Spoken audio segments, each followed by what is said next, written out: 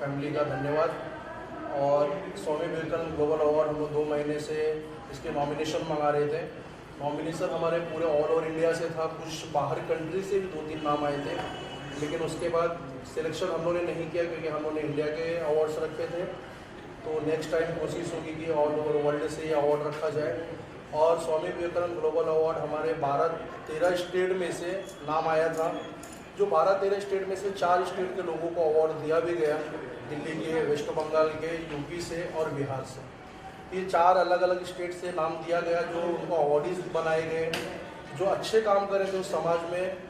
और Swami Vivekananda global award 11 categories में divide है, जो 2 डॉक्टर, 2 टीचर, 2 एडवोकेट, 2 पुलिस वाले, 2 print media, 2 electronic media, 2 sportsman, 2 actress और 2 अधिवक्ता। तो ये अलग अलग क्षेत्र से हम लोग नॉमिनेशन मंगाते हैं, कम से कम 250 से 300 नॉमिनेशन आते हैं एक एक फील्ड के। उसमें से 2 लोगों को सिलेक्शन करना बहुत बड़ी बात होती है, लेकिन हमारी टीम और बहुत सारी प्रोफाइल से हम लोग सिलेक्शन करके उनको अवार्ड देते हैं। और हमारे अवार्ड की सबसे बड़ी खासियत है कि आज आप मुंबई में देखते रहोगे बहुत सारे अवार्ड्स होते हैं, चाहे वो फिल्म इंडस्ट्री के हो, चाहे वो सोशल एक्टिविटीज़ के हो, चाहे वो NGO के हो, बट सबसे 1100, 11,000, 21,000, 51,000 मांगे जाते हैं कि आपको अवार्ड देते हैं। तो उस अवार्ड की वैल्यू नहीं रहती, क्योंकि एक बार मुझसे भी पैसा मांगा गया था अवार्ड के लिए, तो मैंने डायरेक्ट मना कर दिया था। मुझे भी 5 से 6 अवार्ड मिल गए जो राष्ट्रीय लेवल के हैं, कि वो मेरे काम पे मिला है, इसलिए मुझे खुशी है। इसीलिए मेरी NGO से भी मैं उम्मीद करूंगा कि अगर मैं आगे इन फ्यूचर इस NGO में नहीं भी रहता हूँ और कोई इसमें इसका मेंबर्स है, इसका फाउंडर मेंबर है, इसका राष्ट्रीय अध्यक्ष होता है, उससे भी यही आह्वान करूंगा कि इन फ्यूचर भी किसी से बिना पैसा लिए इनको अवार्ड देंगे। तो ये स्वामी विवेकानंद ग्लोबल अवार्ड, जो स्वामी विवेकानंद साहब यूथ के आदर्श थे, समाज के लिए, देश के लिए बहुत बड़ा उनका योगदान रहा है। तो इनके नाम पर हम लोग स्वामी विवेकानंद ग्लोबल अवार्ड करते हैं और हमारी NGO को तहे दिल से धन्यवाद देना चाहूँगा। जिस तरीके से अवार्ड आपने रखा, जीवनधारा संघ और क्या क्या काम कर रहा है या इन फ्यूचर क्या काम करने वाला है? देखो, जीवनधारा संघ के बहुत सारे मकसद है, ऑलरेडी तो मैंने स्टेज पे बोल दिया, बट मीडिया बहुत बड़ी प्लेटफॉर्म होती है और आप लोगों ने तो हमेशा, आपने तो बहुत अपने कैमरे के माध्यम से बहुत सारी न्यूज़ दिखाया है। तो हम लोग हॉस्पिटल हो गया या तो फिर मतलब लावारिस बॉडी के ऊपर बोल चुका था कि हम लोग लावारिस बॉडी इसके लिए बोलते हैं कि पुलिस वाले उसको बोलते हैं ये लावारिस है, इसका कोई नहीं है। बट अगर आज हमारी फैमिली का कोई सदस्य चले जाता है, हम उसे लावारिस नहीं, हम उसकी अंतिम क्रिया बहुत अच्छे से करते हैं, क्योंकि हम उनके लिए खड़े रहते हैं। इसीलिए जो हमारे कहीं से भी इस माया नगरी में या ऑल ओवर इंडिया के अंदर या ऑल ओवर वर्ल्ड के अंदर आपको कोई लावारिस बॉडी मिलती है तो हमारे NGO से संपर्क करें, या तो आप खुद आगे आए, उसकी अंतिम क्रिया करें, चाहे वो हिंदू हो, चाहे मुस्लिम हो, चाहे क्रिश्चियन हो, पंजाबी हो, कोई भी धर्म का हो। क्योंकि जब लोगों को कहा गया है कि इंसान की जान जाने के बाद उसकी जात वहीं खत्म हो जाती है, वो आत्मा छोड़ के चले जाती है। तो इसीलिए किसी की जात नहीं होती है, इंसान ने यहाँ पे जात बनाया, धर्म बनाया है। तो आज लोग लड़ रहे हैं, इस पर राजनीति हो रही है, लेकिन हम लोग अपनी NGO के तहत ना जात ना धर्म देखते हुए लावारिस बॉडी पर काम कर रहे हैं।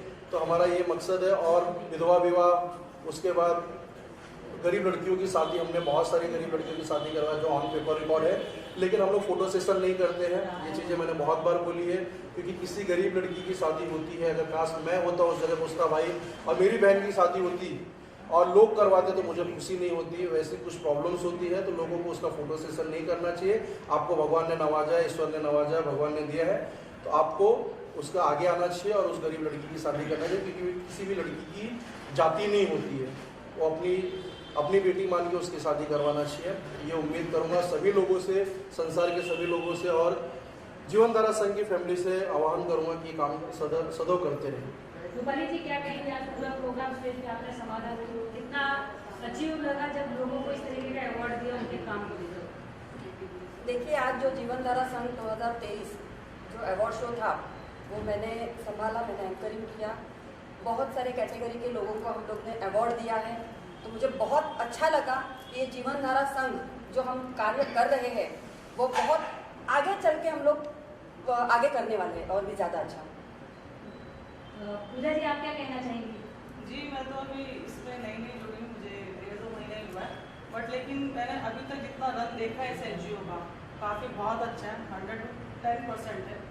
बट बस इतना ही कहना चाहूँगी, मैं आगे तक इसमें कंटिन्यूसली रहूँ।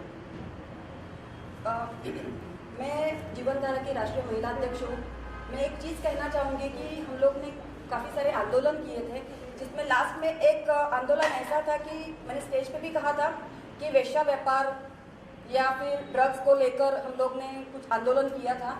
तो इसमें एक चीज़ ऐसी है कि वेश्या व्यापार, तो ये आंदोलन होने के बाद कुछ वेश्याएं हमारे पास आई, मतलब जीवन धारा में संघ से जुड़ी, और उन्होंने हमसे एक सवाल किया कि आप ये आंदोलन कर रहे हो, वेश्या व्यापार बंद कर रहे हो, तो हम कहाँ जाए।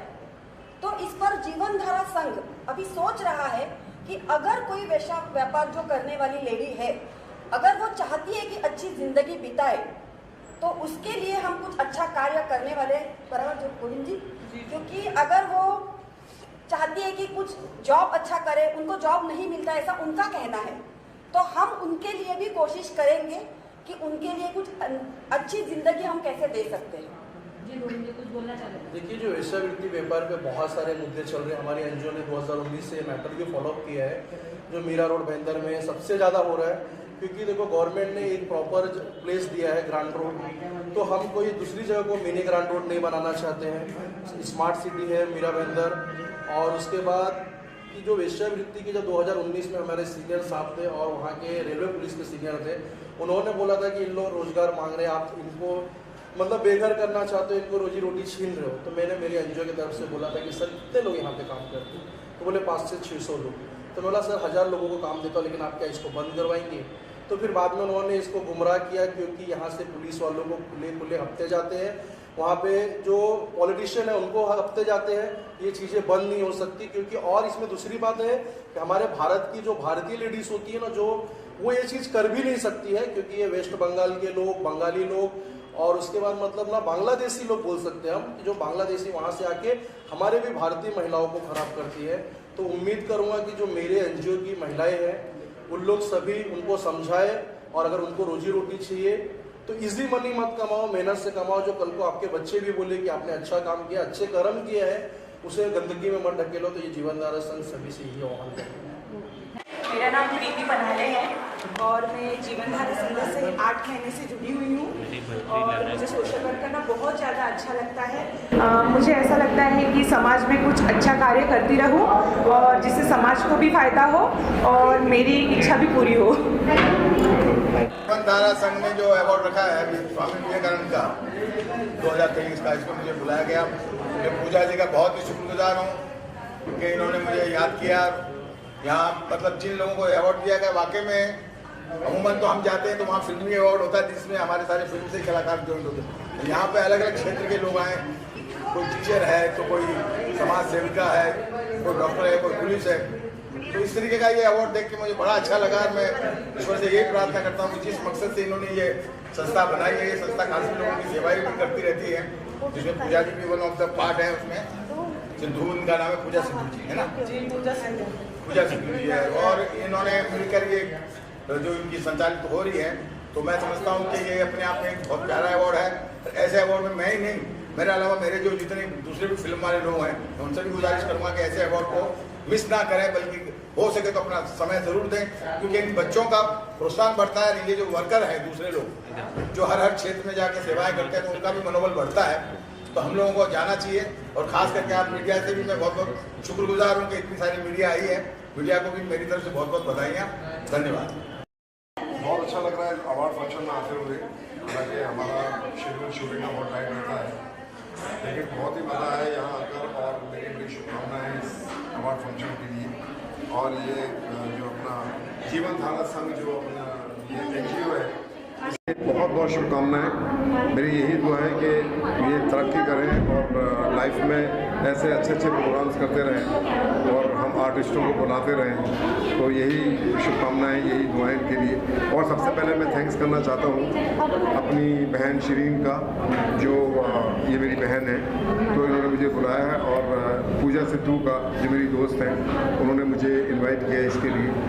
और बड़ा बिजी शेड्यूल करके रहते हुए भी फिर भी मैंने टाइम निकाला। तो मेरी शुभकामनाएं लोगों के लिए, और यही दुआएं कि ये दिन रात अपना दिन दुगना चार चौगुनी तरक्की करें।